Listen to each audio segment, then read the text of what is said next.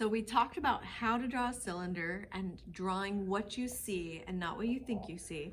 And I have these different drawings that I made out of looking up on a cylinder, looking straight at a cylinder, and then looking down onto a cylinder. So looking down onto a cylinder, looking straight at a cylinder, and looking up at the cylinder.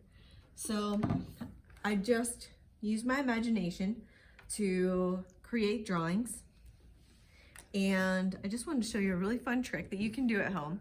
And you can use any black marker that is not permanent. So that means that they're washable, kind of, but it just cannot be permanent. So here's a Crayola, here's a Mr. Sketch. Both will work fine. So if you have a container of markers, get out the black one, and then you can do this really fun trick. So I'll start with these flowers. So I just have plain water and a brush, and you can just go into this, and the black turns into all these different wonderful colors. And different blacks are made up of different types of colors. They can be kind of a blue base, or it can be more of a red base. So you kind of get to watercolor even if you don't have watercolors at home, just by using plain water. It really dissolves it really fast, and I think it makes a really neat wash look on your paper. And if you think it gets a little heavy, just wash out your brush, get a little bit of that ink out of there, and then you can go back and really control it. And if you want even more control, you might want to get a smaller brush. I think it's really important when you do this, if you do this next step, first of all, have fun. But I've seen kids who don't leave anything white and they just do water all over their whole paper. And that gets a little messy when you do that. So I'm gonna try to leave some stuff bright white. I might see how it works if I leave all of the background white.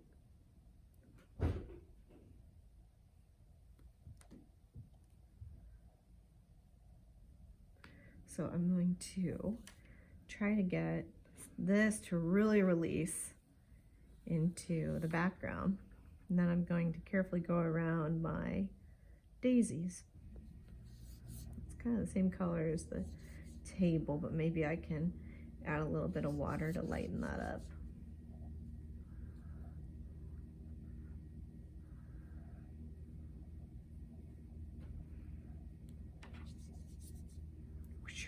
Oh, I love that. That's so fun.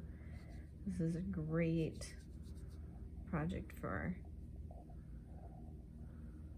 when you're bored at home and you're just can't think of anything fun to do. Get out your black marker, because you can make the most amazing washes with just your black marker.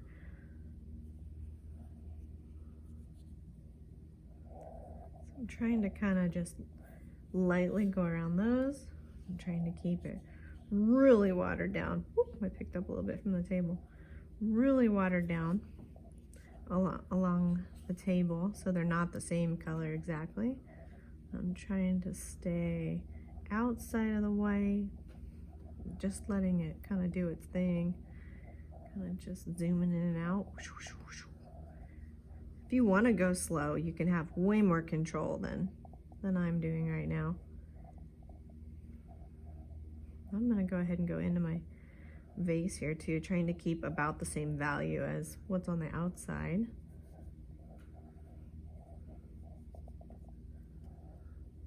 So it all started because we wanted to learn to draw cylinders correctly.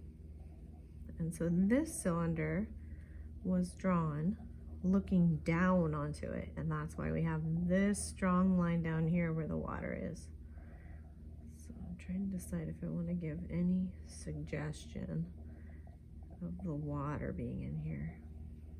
It's turning quite a bit blue, so maybe I'll just do some real light. That's what happens to my students too. This is so much fun. I'm just gonna water the whole thing. think I'm gonna leave it about like that. Maybe just a couple leaves. So your brush actually picks up some of this pigment, or you can move it around if you want. So, all right, the flowers look pretty good. I'll put them up at the top. Now the mug, I have to decide, how do I want it to wash? Maybe I'll just let it wash from left to right. I'm really using a lot of water on this one. See how quickly it grabs that? It does really neat watercolor effects.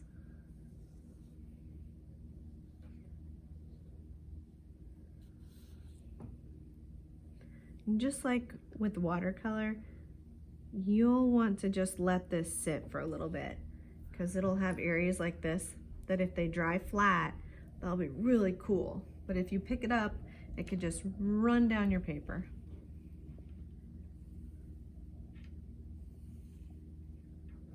And just letting this one do its thing. It'll be the coolest mug ever.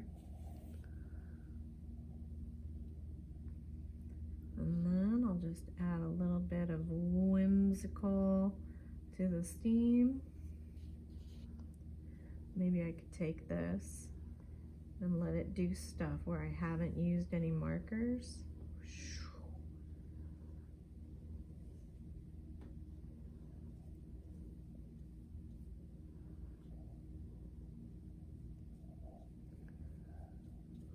Kind of like that. I'll go over here.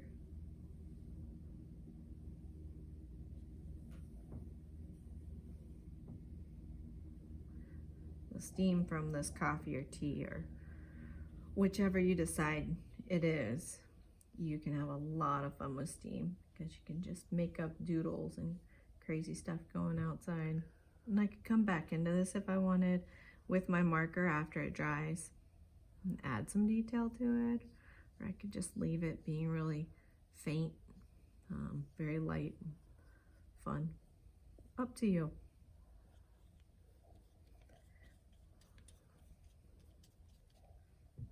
I'm just gonna bring this down a little bit, real light.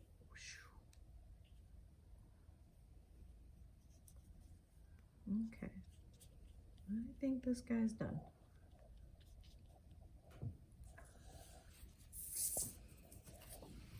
And now for my rocket ship. Now this one, I filled up my brush pretty full of water. This is supposed to be fire, but I would like to use this marker to fill in some of the sky. And I'm just gonna go around all of my stars so that my stars will stand out and be really, really, really bright next to the darkness of the wash. Around my moon. Maybe it's the earth.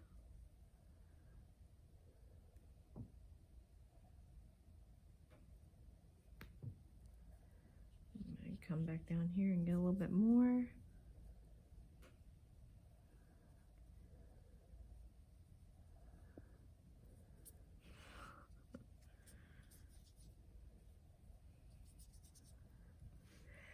So there's all kinds of cylinder objects that you could draw, or if you like this method, you do not have to keep doing cylinders. I've done elephants with this method before. They look really good. Just make them really, really wrinkly, and then as you start adding the water, they look realistic because it turns them into all those different grays that you see all around the elephant's wrinkles.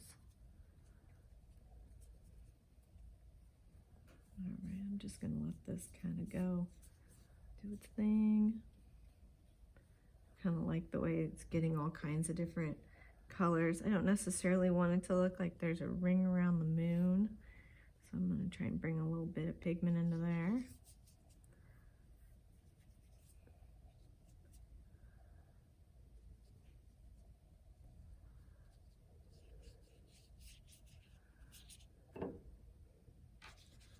And I'd mentioned in a different video, different episode, that it works great to have a really heavy cup to hold your water in, and that way you don't spill like I almost just did.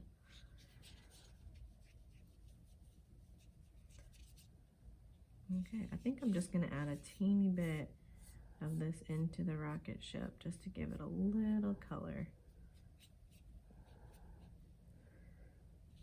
And then just fading it out a little bit more.